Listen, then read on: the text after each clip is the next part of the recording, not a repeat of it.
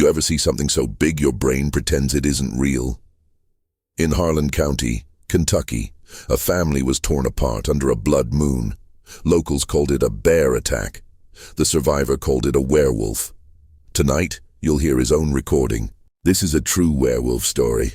The night a reporter was hunted on a Kentucky ranch. You're listening to Whispering Narratives, where the monsters don't hide in movies. They hide in memories. Subscribe before the moon changes, because some stories only hunt the ones who listen to the end. I'm Dr. Mara Delaney. 6 months ago, I stopped studying legends and started running from one. This is the record of what happened in Harland County, and why no one who smelled the air there ever slept the same again. Roll the tape. They call it the Kentucky Werewolf case now, the kind of phrase that sounds like tabloid nonsense. But the recordings, the ones the Bureau sealed in black folders labeled Regional Anomaly, Harland County, tell another story. This is one of them. A true werewolf story, buried under paperwork, scrubbed from databases, but still breathing through the tape hiss. My name is Dr. Mara Delaney, veterinary forensics, field pathology, 6 years with the Kentucky Livestock Insurance Bureau. I investigate predator incidents. Coyotes, wolves, wild dogs, bears, never monsters. At least that's what I believed before Black Creek Hollow. The case began with a voicemail, static, then a man's voice trembling beneath a southern drawl.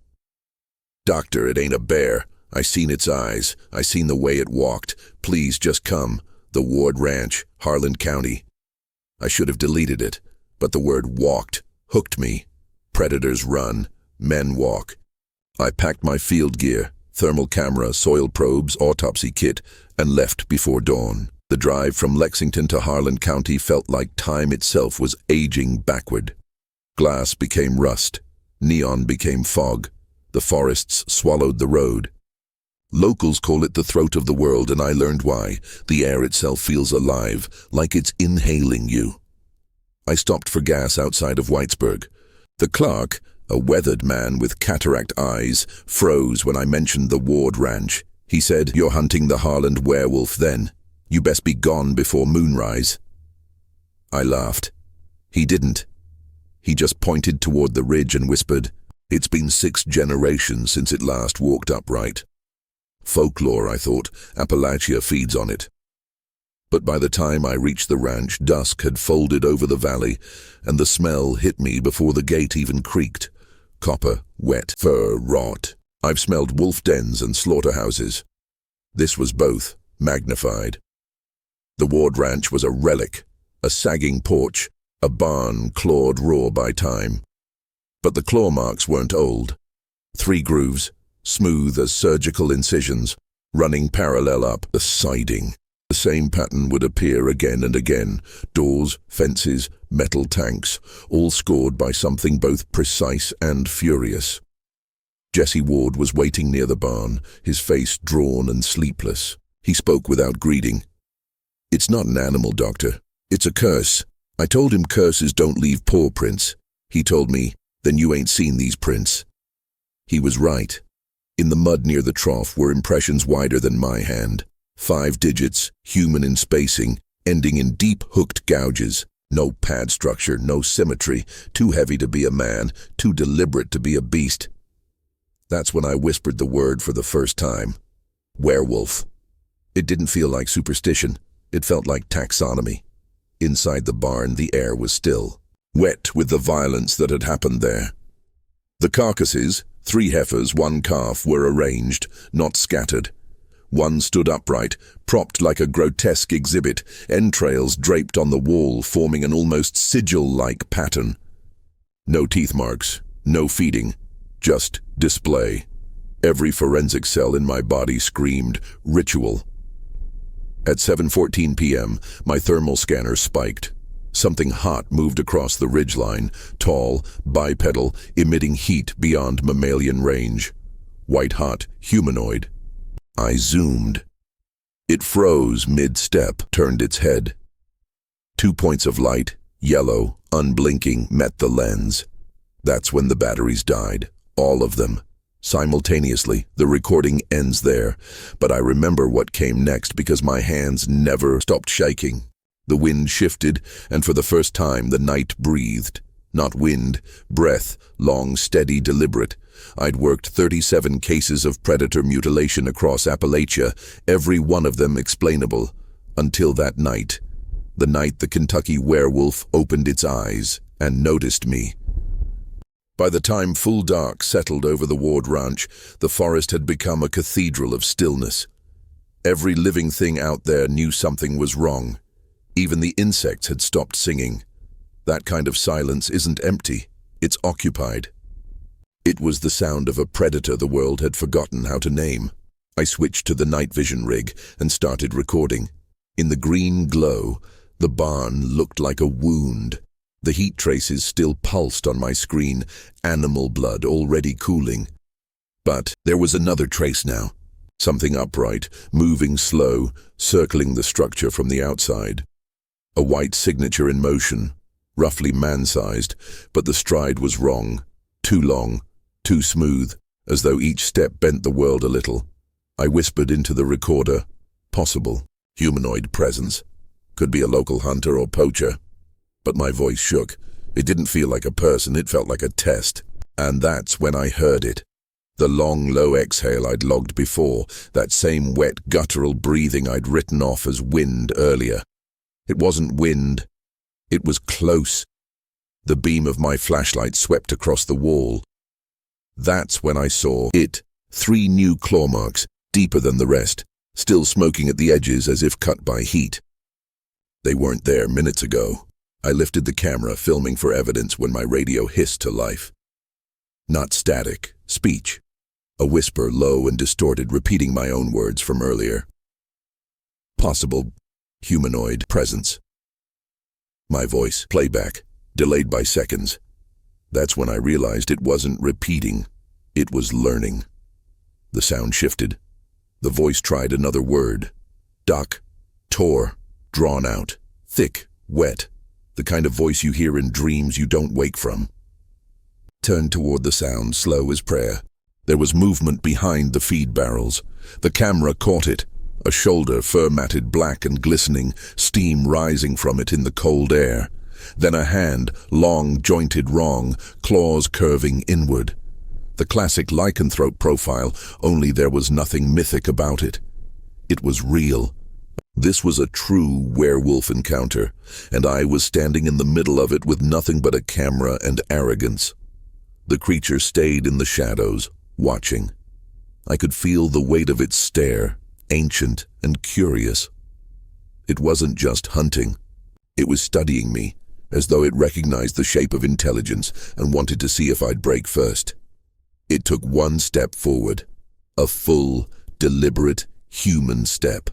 The sound of claws dragging lightly against wood followed, like someone tapping their fingers on a table while thinking. The breath thickened into a growl that vibrated the walls. The pitch wasn't random. It oscillated in perfect rhythm with my own heart rate. It was sinking. I should have run. But I did what every fool who thinks they're immortal does. I documented, because some part of me needed proof. If I died, someone had to know that werewolf horror wasn't just folklore. It was biology. The next second shattered everything. The barn doors slammed shut, hard enough to shake dust from the rafters. The flashlight flickered. Something brushed past me, fast, silent. Then 3 slow knocks against the wall, the same cadence from the claw pattern outside. It was copying the noise I'd made earlier, learning communication through mimicry. Every werewolf story I'd ever heard said they hunt on instinct. This one was teaching itself language. The camera swung wildly as I backed toward the entrance. The lens caught a single frame, eyes like molten gold, pupils vertical, fixed on me. Then a flash of movement, and the world became teeth and breath and blackness. I woke in the mud outside the barn an hour later. My shoulder burned, the jacket sleeve was shredded, 3 parallel gashes raking through the fabric and into my skin. Not deep, but surgical. It had touched me, marked me, and yet it had let me live. Why? Predators don't show mercy. Curiosity, maybe, or ownership. When I finally reached the house, Jesse was waiting on the porch, shotgun in hand. He didn't ask what happened.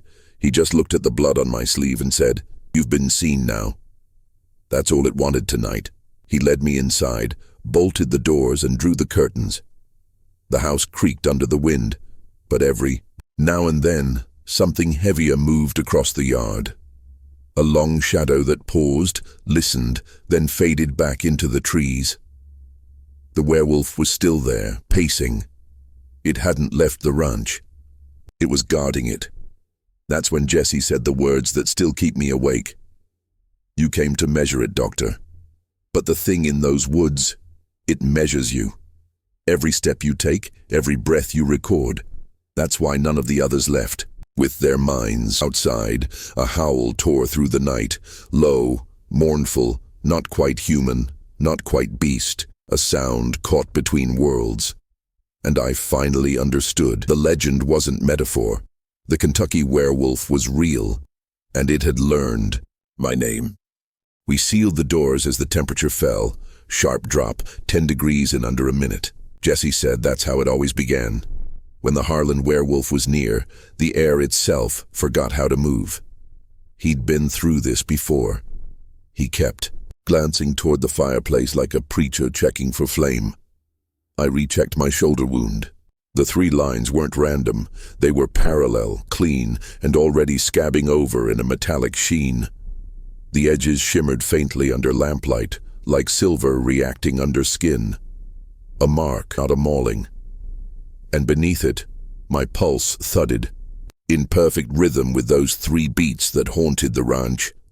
Outside, something brushed against the siding, once, twice, then a deliberate knock. 3 taps spaced evenly apart. The same cadence again. I reached for the recorder, hand shaking, and whispered, 2:14 a.m. External contact confirmed. Pattern consistent with prior werewolf interaction.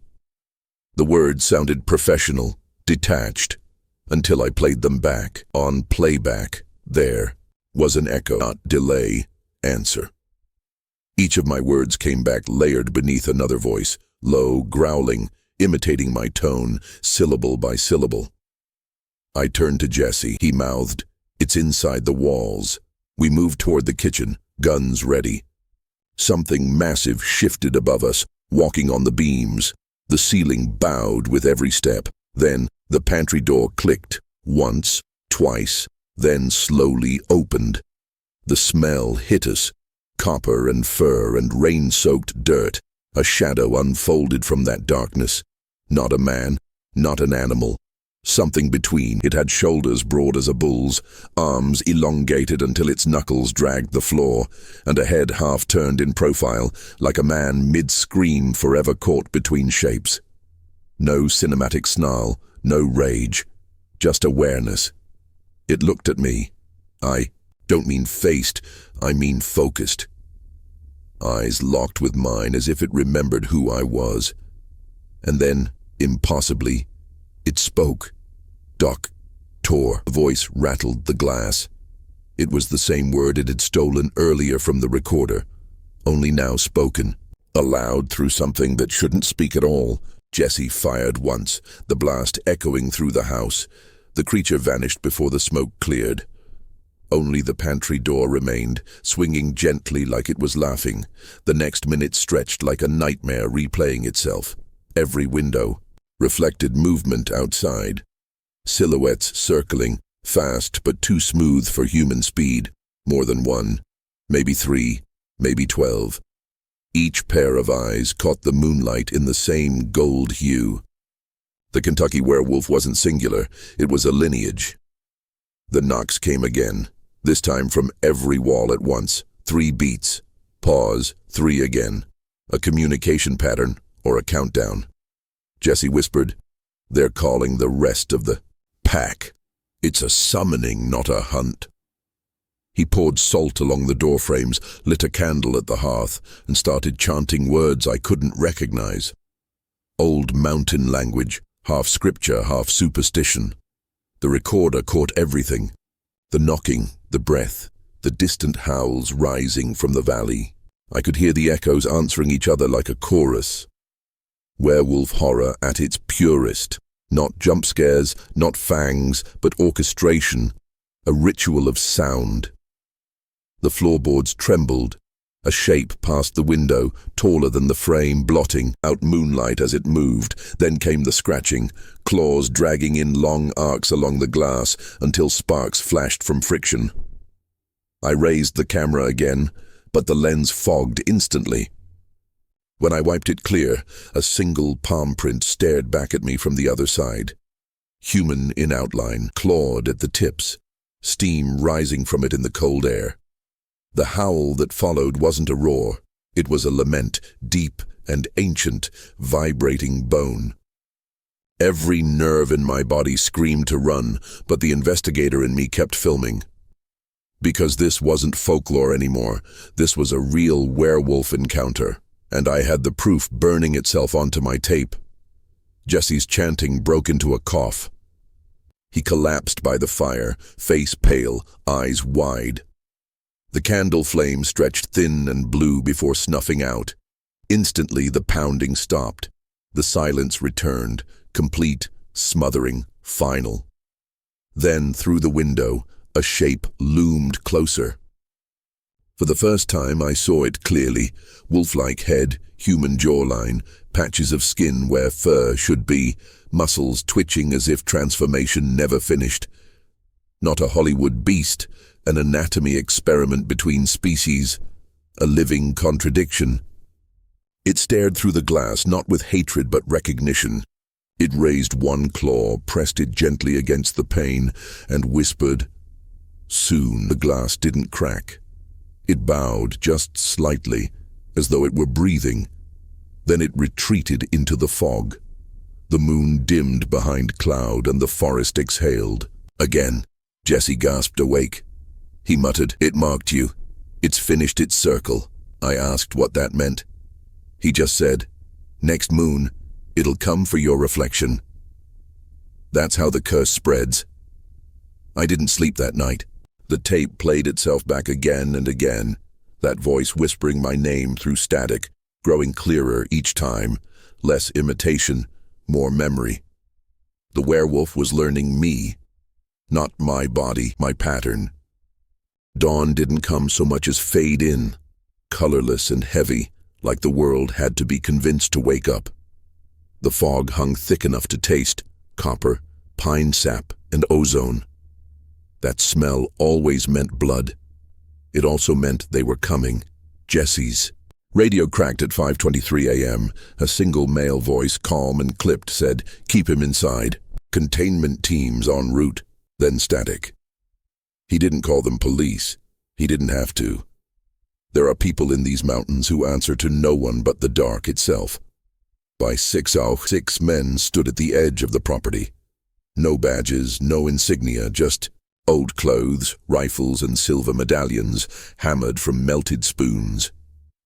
Each carried a weapon that looked half handcrafted, half blasphemy. Barrels wound with copper wire, stocks carved with sigils older than English. These were hollow keepers, descendants of the first settlers who'd fought the Harland werewolf long before electricity came to Kentucky. They didn't hunt it for glory. They did it to keep the valley from remembering. The leader, a gaunt man, with a cigarette stuck to his lip, looked at me and said, "You must be the doctor who likes measurements. Out here, what we measure looks back." I wanted to argue, but his men were already circling the barn. They scattered salt, hung garlic strings, set steel bear traps in a wide perimeter. Superstition disguised as science, or maybe the other way around. They weren't alone. From the woods came faint knocks.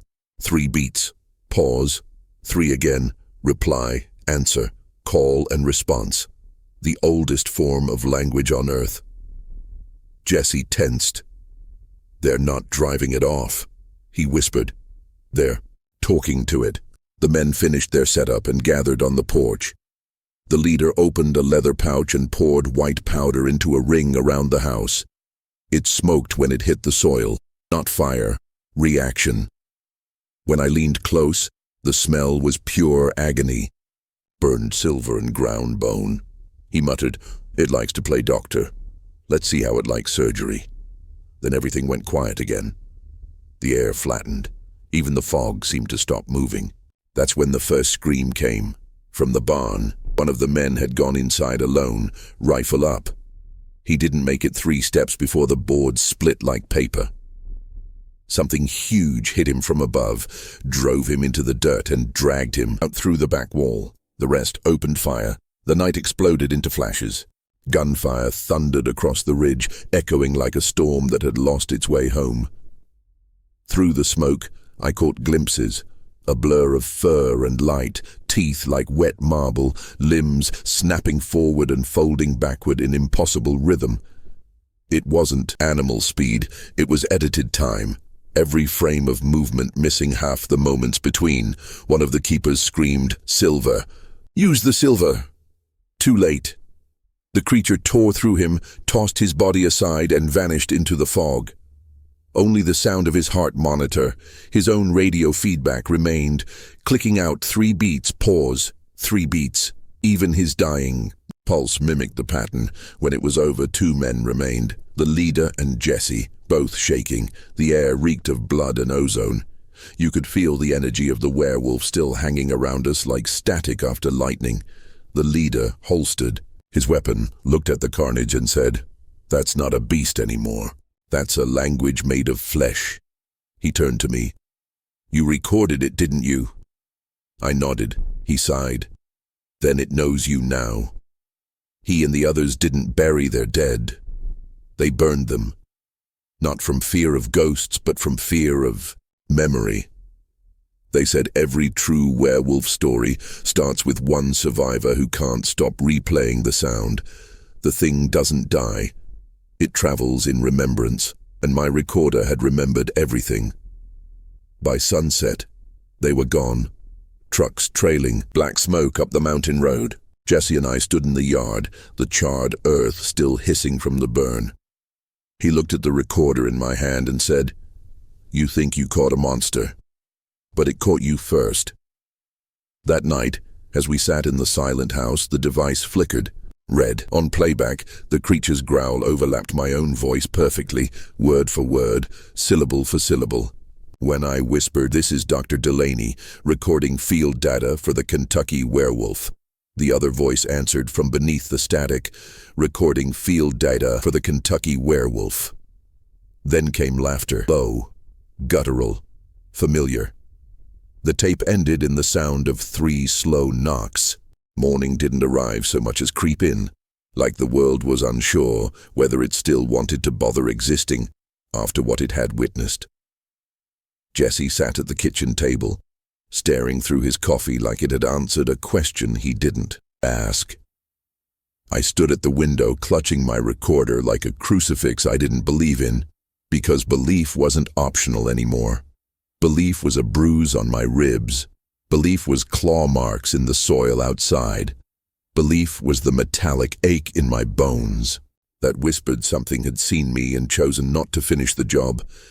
I kept replaying the knocks in my head. 3.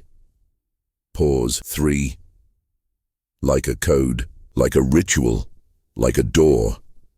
A real werewolf encounter shouldn't feel ritualistic, yet here it was, less animal, more old religion awakened and irritated. I had taken notes. At 9:12 a.m. the gravel outside crunched under boot treads. Not panicked, like men who arrived to save lives. Slow, certain, like men who already knew what they'd find. 3 black SUVs rolled up the mountain road, matte, unmarked, windows tinted dark enough to hide sins. Not police, not rangers. People who only show up when the truth needs a leash. They moved like they'd rehearsed the steps years before. 2 swept the perimeter, one scanned air with a parabolic dish, another traced claw marks along the siding, like he was documenting a historical site instead of a killing ground. A woman in a grey coat stepped forward. Short hair, eyes like polished winter steel. She didn't introduce herself, she didn't have to. "Who else saw it?" she asked. Not what happened. Not "Are you hurt?" Who else saw it? That's the kind of question that strips the world down to bone. 3, Jesse said. Me, him. He pointed at me and the Hollow Keepers. Her expression didn't change, but something in the air pulled tight like a violin string twisted too far. And where are they now? Burned, Jesse said flatly. She didn't flinch. She just wrote one quiet checkmark in a notebook with no lines. Then she turned to me. Dr. Delaney, you have something that does not belong to you. She didn't say recorder, didn't say evidence. She just let the implication sit there like a weight on my chest. I should have lied. I should have thrown the recorder in the fireplace before dawn. But trauma makes you stupid. Curiosity makes you suicidal. I handed it over. She slid a gloved thumb across the display. The light flickered, then nothing. Memory empty. Every second of horror wiped as if the device had never been alive at all. It felt like watching a body vanish from a morgue drawer. We'll take it from here, she said, already walking away. Like I was a loose thread that didn't need pulling anymore. Another agent passed me, carrying a handheld Geiger counter. Not for radiation, for heat. Signatures. He paused near the barn and the device screamed. He didn't follow the signal. He turned it off. You don't chase something you already know you can't contain. They wrapped the barn in caution tape that didn't say police line. It said Federal Biohazard Response in dead gray letters. That label shouldn't exist. Which meant the threat always had. A tech sprayed silver mist across the entrance. It smoked. He nodded. Still active contamination. He murmured. Contamination. Like a pathogen. Like the creature was not just predator, but vector. A bureau man tapped a tablet, and I heard my phone vibrate inside the house. Except I wasn't near it. He had connected to it wirelessly, wiping it too. All data, all traces. When the government hides carnivores, they don't scrub this hard. But when a true werewolf story bumps into the real world, they fumigate the facts. I whispered to Jesse, they're not here to protect us. He didn't laugh. He didn't argue. He just said, they're here to protect it. Or at least the story of it. The agents packed up less than an hour after they arrived. No cleanup crew, no media, just a quiet erasure. Before the last SUV door shut, the woman looked back at me. In the future, stay inside city limits, doctor. There are places where data is not the dominant species. Then they were gone, and we were alone again. Except we weren't. We never had been. The woods seemed to breathe. Every branch creaked like something large had just let go of it. Birds didn't return, wind didn't move. But in the quiet hum of the house, my phone buzzed. Unknown number, no ringtone. Just a single vibration. A message appeared. You saw me. I see you. Then the battery died at 76%. My chest tightened. Somewhere deep in my brain, the animal part of me recognized the truth before the rest caught up. This wasn't over, and survival hadn't been victory. It was the start of proximity, the way infections begin, the way curses settle, the way the hunted become a part of the hunting ground. Jesse whispered, "You need to leave, Al." Not because I was safe if I left, but because something ancient had attached itself to my witness, and witnesses are food. I packed in silence, walked toward my car with an ache in my leg that felt like teeth had once been there. Halfway down the drive, I heard it. 3 knocks. Not on wood, not on metal. Inside my skull, like memory itself was becoming a doorway. I didn't run. Running makes prey music. I walked steady, steady, steady, and the mountain watched me go, patient as hunger, quiet as fate. Cities have their own predators, time, noise, rent, but none of them make the drywall breathe. Back in Chicago, my apartment hummed like a refrigerator that had learned to pray. You wouldn't notice if you were a stranger. The thin tremolo in the outlets, the way the baseboards clicked in threes, but I'd spent a night inside the Kentucky Werewolf's cadence, and once you've worn a rhythm like a bruise, you hear it everywhere. I laid out what the feds hadn't erased. A second recorder from my jacket's hidden pocket, the FLIR stills I'd cached to an offline SD, and a spiral notebook that smelled faintly of smoke. For an hour, I did what doctors do when the patient is a problem. I organized the evidence until the evidence organized me. First pass, audio, spectrogram up, noise floor down, slow scroll. The forest hiss unrolled into a curtain of blues and greens. And there, 3 hot columns at 33, 36, 39 hertz, triplets. A heartbeat pretending to be weather. If this were a real werewolf encounter and not a psychotic break, the signal should repeat at irregular intervals. Animal breath, after all, isn't a metronome. It repeated perfectly, every 28 seconds, down to the millisecond.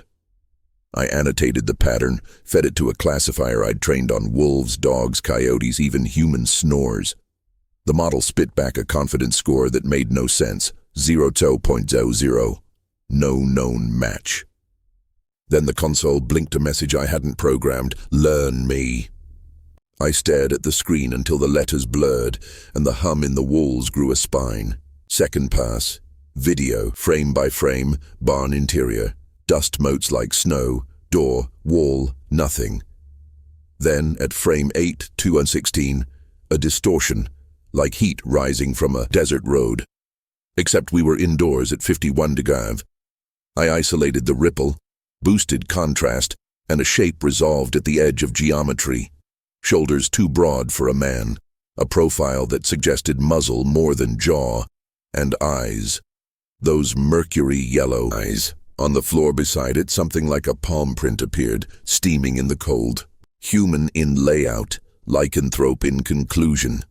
I whispered, half to the screen, half to the memory.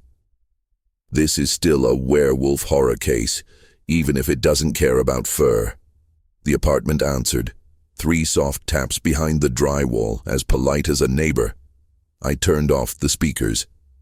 The taps continued.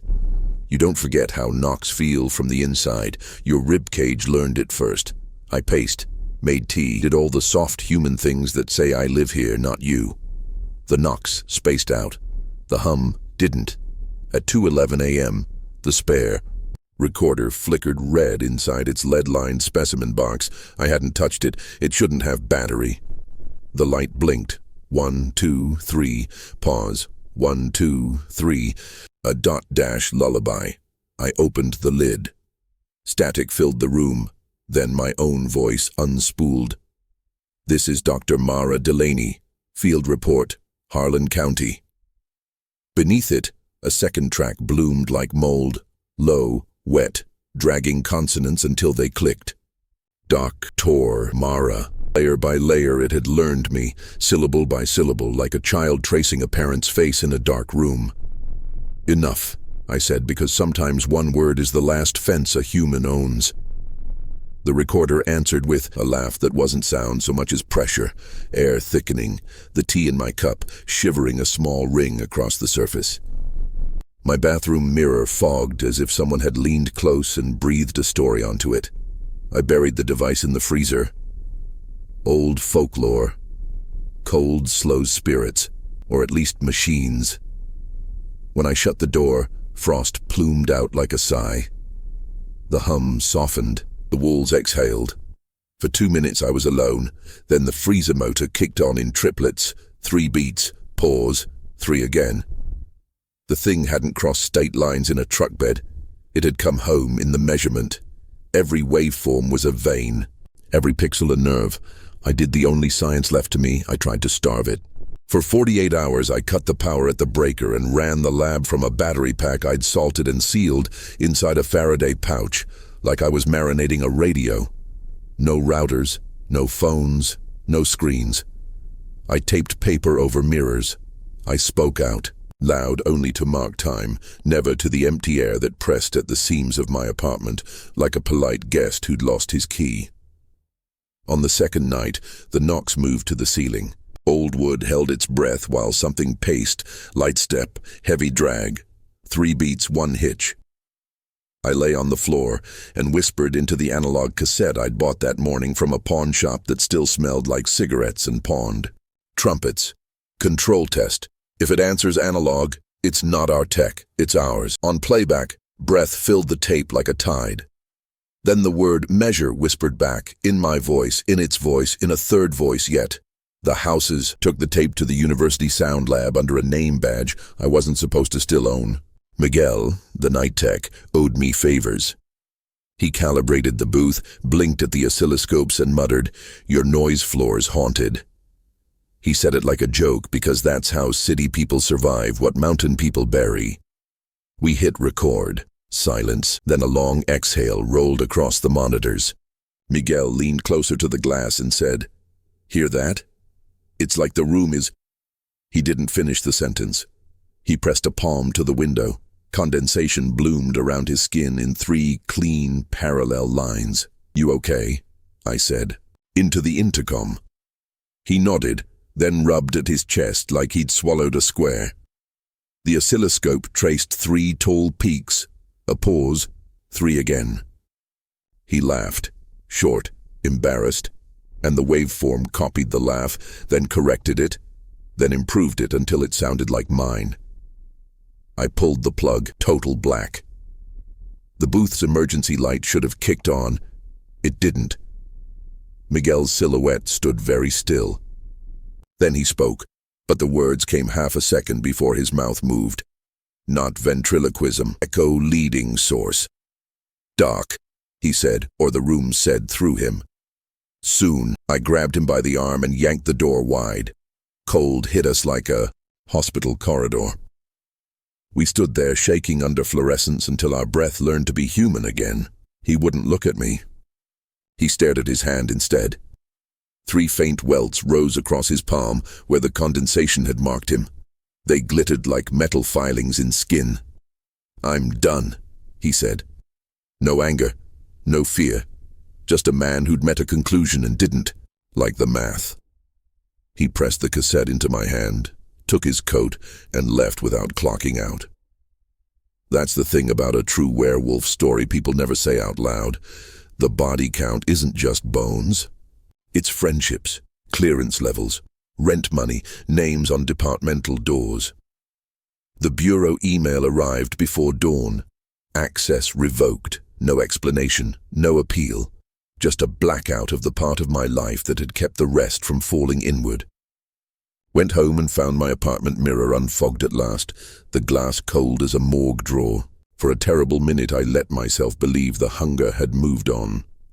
Then I saw the note in the condensation that had dried and left no residue, only absence on absence, a negative space scrawl etched into the idea of reflection, return. I pressed, my forehead to the cold. The glass pulsed once, heat rising from the other side as if a mouth had leaned into mine. There's a mercy in clarity. The Kentucky Werewolf. Call it lycanthrope, call it anomaly, call it the word that moves most units, had never wanted my body, it wanted my witness. It needed me to be the measuring instrument that confessed it existed. And once I had, it didn't need the footage, it had the voice. Okay, I told the room that wasn't a room. You win. The freezer motor clicked in triplets. In the wall, something appreciative tapped back. Knock, knock, knock. I packed. 1 bag, salt, analog recorders, 2 reels of tape, the FLIR, a first aid kit, and the old 410 Jesse had pressed into my hands with the resigned kindness of a man giving you an umbrella in a hurricane. On the way out, I paused at the threshold. Apartments aren't meant to feel grateful when you leave. Mine did.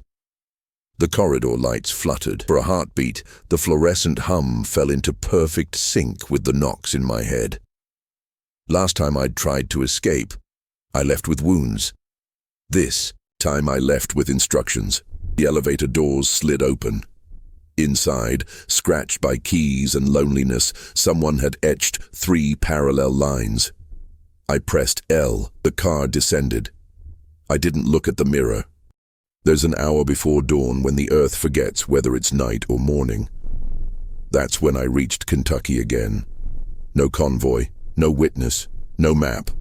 Just a borrowed pickup truck, 3 gallons of kerosene, and a pulse that wouldn't settle. I didn't come to survive this time. I came to finish the recording. Harland hadn't changed, because places like that don't. They grow moss over memory, not distance. The same fog crawled along the valley floor, thick enough to hide shapes that didn't bother pretending to be trees. Every mile closer to the Miller Ranch, my headlights dimmed, as if light knew what waited and wanted no part of it. At mile marker 12, I saw the first cross, not wood, iron, bent into the shape of 3 claws. Someone had welded dozens of them along the road, each humming faintly when I passed, as if alive, as if alerting something that the prey had returned. A welcome-back symphony. I parked half a mile short of the old gate. The camera rolled, the last tape I'd ever use. I spoke into it quietly, not like a journalist anymore, but like a man reading his own eulogy. This is Dr. Mara Delaney. Field report, a Kentucky werewolf. This time there will be no edits. This time the story eats itself. The barn stood waiting, black ribs against the fog.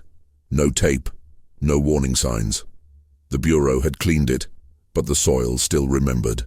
Every step hissed where blood had once pooled. I opened the door. Inside, moonlight broke through a gap in the roof, a perfect silver circle on the dirt. In its center, my old recorder, the one the woman in gray had taken, untouched, still blinking. Red, 3 times, pause, 3 again. The hum from my Chicago apartment lived here now. The breathing walls had simply followed the frequency home. When I stepped into the circle, the blinking stopped. The silence that followed wasn't absence, it was focus. Something behind me inhaled, slow and wet and endless. A shadow uncoiled from the beams overhead, unfolding its limbs like a memory remembering its shape. The Harland werewolf, no fur, no glamour, no theater. Just anatomy weaponized by grief. It didn't attack, it watched, head tilted, waiting for me to start the ritual we'd both been practicing for months. So I did what scientists do. I observed. Why me? I asked, though I already knew the answer. Because I'd looked too long into the pattern. Because belief and measurement had the same shape. Because every time I said the word werewolf, something ancient heard its name and leaned closer. It stepped into the light, 8 feet tall, skin like forged iron, veins pulsing silver beneath. Its claws were bone-white crescents, its teeth backlit by the moon. But the eyes, those eyes were the same as mine, same pupils, same fear. You made me, it said. No roar, just accusation. I understood then. Every skeptic feeds the myth by trying to disprove it. Every camera is a resurrection tool. We don't kill legends, we publish them. I raised the recorder, pressed play. My own voice filled the barn. This is a true werewolf story. This is a real werewolf encounter. This is the horror that waits under Kentucky. Each line echoed, distorted, multiplying until the sound itself took shape. Around us, the fog began to move, thickening into forms that were almost human, almost wolf, each voice layered over mine in a growing chant. The werewolf leaned closer. You see, you measured me back into being. I dropped the recorder into the dirt. It sank like a stone into water that wasn't there, ripples spreading through the earth itself. The ground exhaled, the fog pulled downward. The barn groaned like a throat swallowing. For one perfect moment, everything aligned, the knocks, the breath, the hum. And then, with a sound like film tearing, the circle collapsed. White light, cold air, silence. When I woke, the barn was gone. No ruins, no ash, just an empty clearing ringed with claw-shaped crosses. The truck still idled where I'd left it, windshield crusted with frost. Inside, my camera was missing. In its place, a folded page written in condensation, "Tell them." So I drove north. 3 months later, this video went live. It's been stripped, mirrored, reposted, stolen. No matter who deletes it, It comes back. Some nights at 3:03 a.m., I get messages from accounts that don't exist. We heard it. We believe you. It's outside. If you've listened this far, you've heard the hum beneath my voice. You've felt the rhythm. 3 beats, pause, 3 again. That's not editing, that's inheritance, because this isn't a story anymore. It's a transmission. The Kentucky Werewolf doesn't live in the woods now. It lives in signal. It lives in replay. It lives in you. So when the lights flicker, when your speakers crackle, when you hear that wet breath under the narration, don't panic, don't pray. Just remember, you pressed play, and now it's listening back. Like the video if you survived the howl. Comment where you'll be on the next full moon. And subscribe so you're never alone when the knocking starts. The tape ends. The hum doesn't. And somewhere, far down a forgotten Kentucky road, 3 slow knocks answer from beneath the dirt. The truck never made it out of Harland County. The police report said engine failure. But when they found it, the keys were still in the ignition, and the headlights were pointing straight into the woods. Some say the driver ran, some say the forest took him. I don't know which is worse. The truck never made it out of Harland County. The police report said engine failure. But when they found it, the keys were still in the ignition, and the headlights were pointing straight into the woods. Some say the driver ran, some say the forest took him. I don't know which is worse. So if you felt it listening back, if you heard the knocks behind your wall, you're already part of it now. Don't panic. Just remember the warning. Never go alone into Harland County, and never press play after midnight. You've been listening to Whispering Narratives, where every legend leaves a scar. If you survived this true werewolf story, prove it, like the video before the moon sets. Comment the moment that chilled you most. Was it the eye in the barn or the voice in the wall? Share this with someone who says werewolves aren't real, and let them decide after midnight. And if you haven't yet, subscribe to join the pack. Because here, the stories don't end, they wait.